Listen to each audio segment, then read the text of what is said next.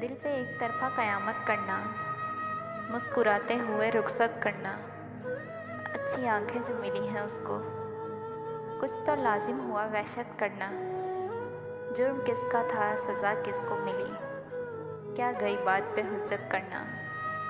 कौन चाहेगा तुम्हें मेरी तरह, अब किसी से ना मोहब्बत करना।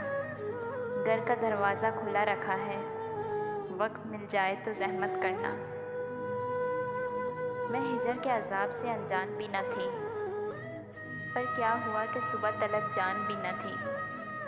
आने में घर मेरे तुझे जितनी झिझक रही, इस दर्जा तो मैं बेसरो सामान भी न थी। इतना समझ चुकी थी मैं उसके मिजाज को, वो जा रहा था और मैं परेशान भी न थी। आरास्ता तो खैर न थी ज़िंदगी कभी, पर तुझसे कबल इतनी परेशान न थी।